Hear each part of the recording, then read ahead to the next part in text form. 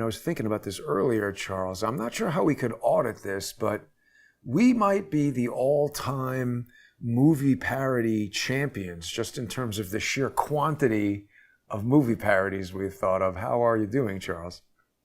I'm very pleased to be here, Jason. Thanks for having me on, and thanks for all the great work Thank you. that the art department has done yet again. Have you seen this Yeah, I think. movie, Down and Out in Beverly Oh, Hills? sure, Yeah.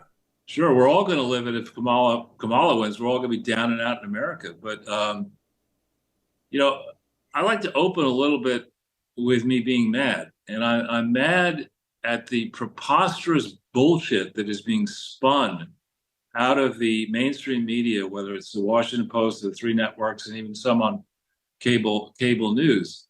I mean, they talk incessantly about Donald Trump is a threat to our democracy. Okay, here you have an obvious coup attempt against Trump, and Naomi Wolf, who is a Democrat and had been in many different administrations, she has a piece out on her Substack talking about two coups. That on July 13th, it was a coup attempt. We don't yet know how deep that rot is, but it certainly looks to me, and you and John Cullen are all over this far more than I am. It certainly looks to me as if a lot of people inside our government who were supposed to be protecting the president instead were setting him up. And this isn't, this is not a case where it was, one minor error. There are so many errors here, massive errors, that clearly many people were involved, defanging the security system and hoping that Trump would be taken out. Right. So Excuse me, Charles, real quick. I think you're being too generous, and perhaps you're doing this on purpose, diplomatic. These can't be errors. This can't be simply explained. They're trying to do that in the hearings, but I think you're just using the vernacular, right? This is obviously somebody who did this on purpose. Right. I'm in full snide mode. But and then on the Democrat side, the notion, as Cy Hirsch reports, that Barack Obama and Kamala Harris got together and said, we're going to use the 25th Amendment unless you unless you step down out of the campaign. If it is the case that, forget Barack Obama, because he is a former president, he has no authority, he thinks he's pulling the strings for the world, but he should stick to surfing, do a better job protecting his chef, and enjoy his mansions and his money, his ill-gotten gains. If Kamala Harris, who is, I think, not smart enough to be an idiot, reached a point where she was toying with invoking the 25th Amendment and actually concluded that they could do it, that they had the ability to remove Joe Biden. Joe Biden should have been removed, right? There's no going back from that line. When you're entering the territory of discussing should a president be removed for the 25th Amendment reasons, you damn well better be serious about it. You should have done your homework. There ought to be strong reasons that argue in favor of doing it, because if you do it, you're putting the country and the world at a dangerous time through chaos. No one will understand what's actually going to happen next. So they came very close. According to Cy, Obama was the message deliverer. Listen, you schmuck Joe, we're going to remove you and put her in unless you step down. That's ridiculous. Obama should have said, Joe, you're stepping down. And in fact, Kamala should have just had this word, the balls to do that. And that happened long ago, weeks ago, right? There's been no press conference, no real press conference involving Kamala Harris, none. Instead, she just goes down recently to this Atlanta campaign event, and opens, Trump is getting shit from the far left crowd for opening with this great song. Lee Greenwood, I think, is proud to be an American. Kamala opens with this Megan Thee Stallion. Now, I don't listen to this rap garbage. It's like, for me, it's like listening to the sound of a jet engine. I mean, it's not something I care about. But I happened, in preparing for this podcast, I happened to pull up the lyrics for that song. And I don't know, Jason, if you can just pull, it's called Savage. If you put Megan the Trainer, Savage, and lyrics, and put it is disgusting. Megan the Stallion, Megan Trainor, somebody totally different. Yeah, sorry, Megan Thee Stallion, right? Megan Thee Stallion, Savage. I mean, just you could. This is the song that Kamala Harris chose to incite her crowd. Oh, right. What? Who the hell is programming? I mean, look at whoa. Yeah. I mean, who and right? I mean, this is the song that this Megan, whatever her name is, the Stallion, got out there, and the next thing, in a blue pantsuit, and the next thing, Kamala comes out in a blue pantsuit.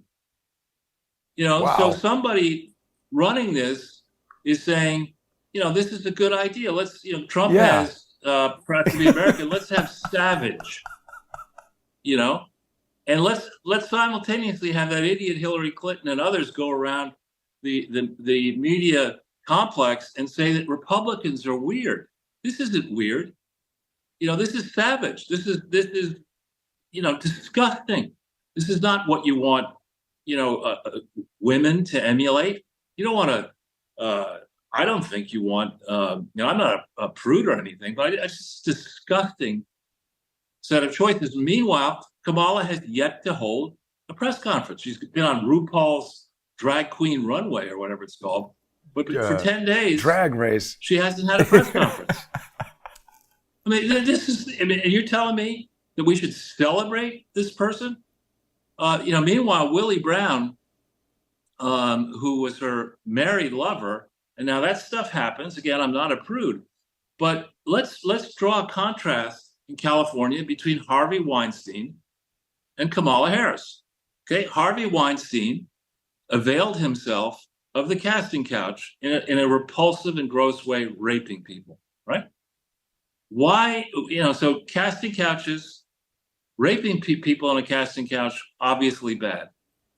Casting couches, questionable. You can't say you're a person of high moral integrity and honor going into a casting couch situation knowing that what you're doing is you're trading your ass for a BMW, which is what Kamala Harris did when she was 29 years old, according to Willie Brown. Not Willie Horton, obviously. But, I didn't understand that while Kamala was 29 and a political nothing, she's screwing a married man, and that guy's giving her a car, a BMW, and sending her around the world to the Oscars, and he's married to somebody else, and he's 31 years older. Right? I mean, there's a judge out there in, I think it's Judge Johnson or something like that, and Joe Johnson or somebody Johnson. And on Twitter, I sent it around to you, Jason, and others by email. There is a 1 minute and 42 second savage interview of this judge, who's like the black Judge Judy, the black male Judge Judy out there in California, 77-year-old guy, talking about Kamala Harris and saying, the way she got to the top was by lifting her hemline. And yeah, that's the clip. It's brutal. Yeah. I mean, it's terrible. So, because if you even say she's a DEI hire, they say, oh, that's racist. But I mean, here she is. It's an interesting point about the casting couch, Charles, because I've known a lot of actresses in my life. And when you get to be friends with one of them, I asked one of them, did this thing ever happen to you? And she said, of course. And I was like, wow. In reverse, when I was 14 and I spent part of the summer with my grandfather in Santa Barbara, he had some friends in the entertainment business. And one of them was telling the story that he was, interviewing an actress, getting ready for the interview, and the actress stood up and took off her clothes. Wow. And he was shocked. I mean, that's what he was telling a 14-year-old of my grandfather. So who knows what really happened. But, I believe that there are a lot of people who understand there is a quid pro quo across, the whole town, whether it's young men, doing that to gay men, or young men to MILFs, or whatever. This stuff does happen across many industries. And there are legitimate questions to be asked about Kamala Harris. I mean, she's not like, you can't say this is DEI criticism when Kamala hasn't held one freaking press conference in 10 days. It's One. beyond that, though, Charles. I mean, because all this terrible stuff that she's done could be mitigated if she was some kind of superstar. You might look at it and say, well, this was somebody who was going to get to the top no matter what. But this is a loser who can't do anything and has just stumbled her way to the top. It's unbelievable to me that this person is running for president. And then Joe Rogan said she's going to win. No. Well, she stumbled her way to the bottom, as far as I can tell, but not necessarily. She's running for president. Well, not even. She's not running for president. She's pretending. I mean, this is a reality TV show, and it's disgusting. I mean, I will agree. I mean, I was raised in the West Village. I know that there is a crazy side of life in America and around the world. But to suggest that Donald Trump and J.D. Vance are the weird ones, and Kamala Harris and Joe Biden, I sleep with my daughter, and my son's a crackhead, and I've got a brother who's an alcoholic grifter, and I'm stealing money from multiple countries. Well, to say that Trump's the weirdo and these people are normal, I think the average American voter understands that this is yet another shit show. The whole Biden-Harris administration is a shit show. And Kamala Harris, if she wants to take credit for being number 2 to Biden, she owns all of Biden's, quote, successes and certainly all of his mistakes. And then to go and say now that she never was the border czar, that's crazy. Wrong to criticize her for the problems that we have in America that are so bad. I mean, frankly, I'm still reeling from my last day in New York City when I don't know who arranged for the bum quartet to be out front of my apartment as I was waiting for my car to go to the airport. But I mean, they're just illegal immigrants everywhere in the big cities across the country, homeless encampments everywhere across the country. The economy's reeling. America's enmeshed in countless foreign conflicts. The situation in the Middle East is spiraling out of control. The Biden-Harris administration favors Iran, is not truly supporting Israel. It has gotten us into a horror show in Ukraine. And to speak of Kamala Harris as if she has serious foreign policy chop.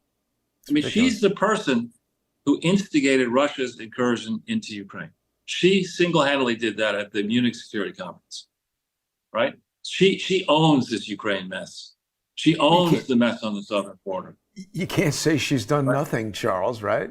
As at least the creating a giant war there.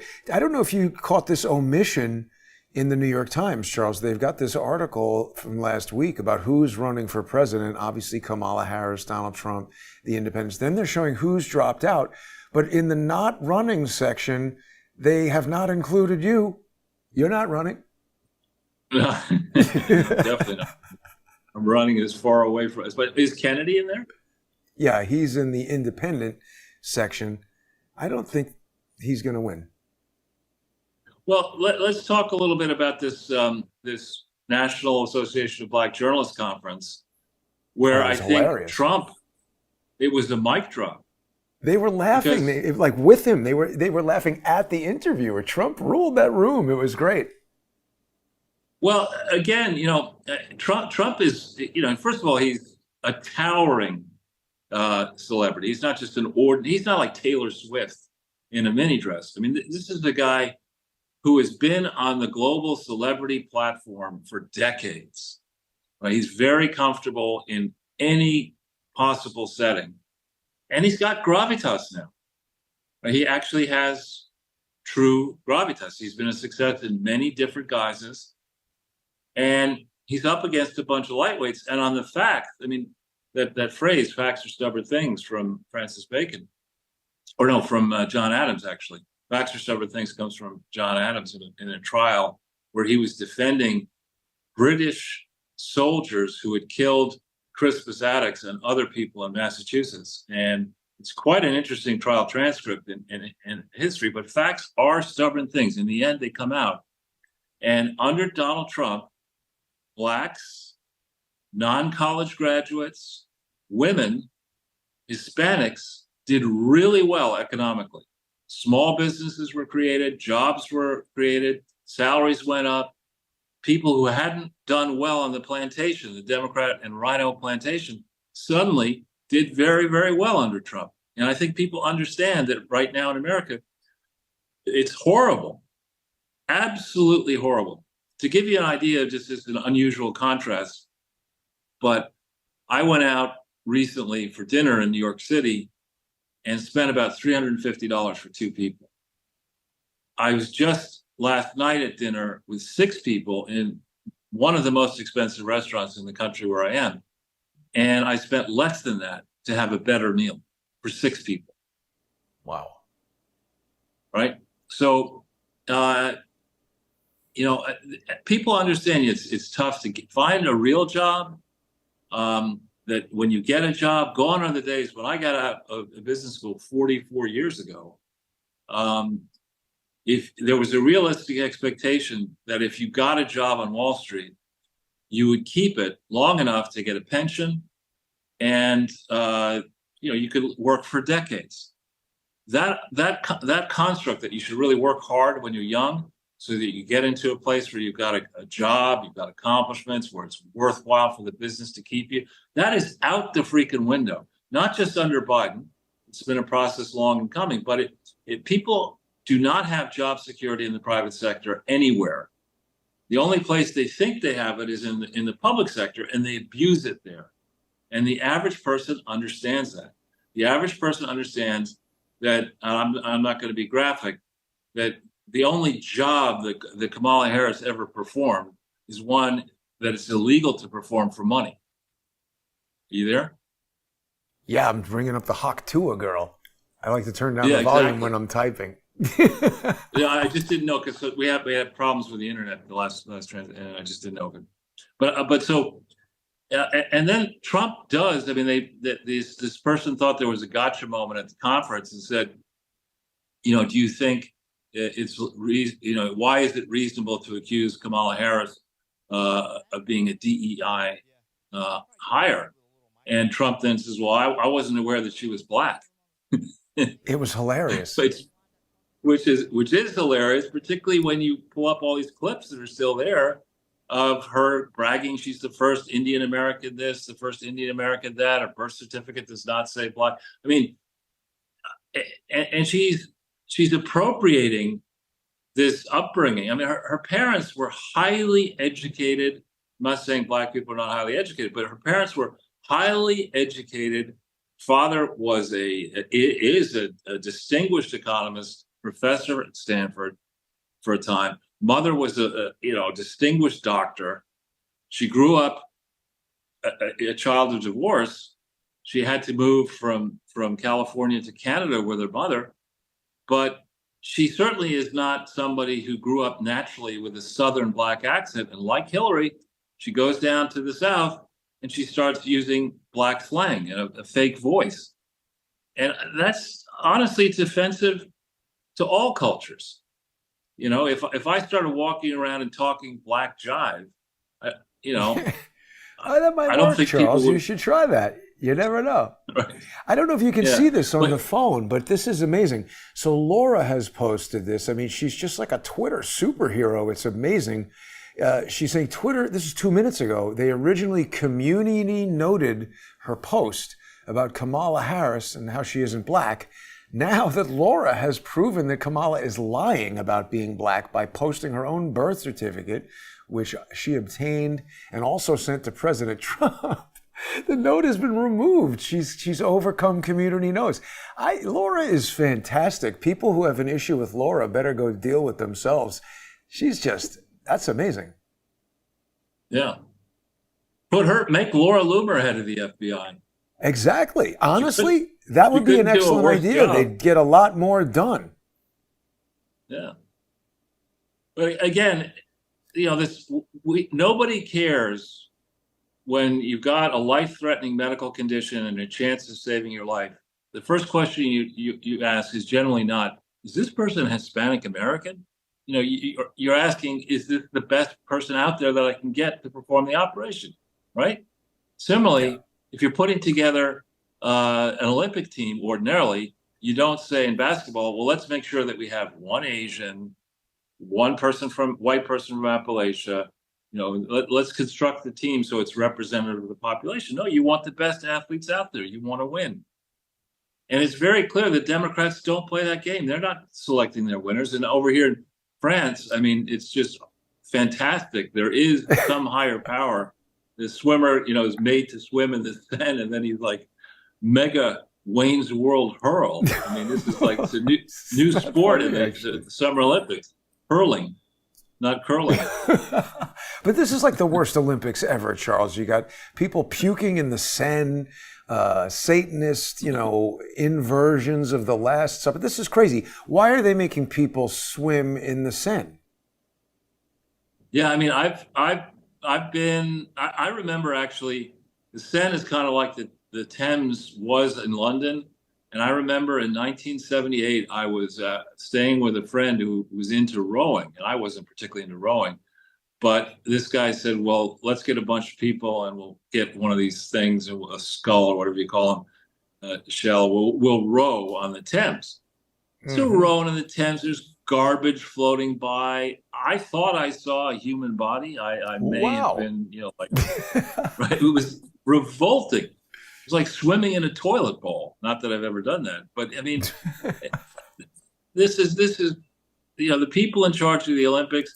And then we had Jerry Corsi on, and his book Final Analysis has a foreword by that Archbishop Vigano, who is a conservative former Catholic because the Pope just excommunicated him. But Vigano's reaction to this Paris Olympics was priceless. I mean, he said Zero Hedge had a story saying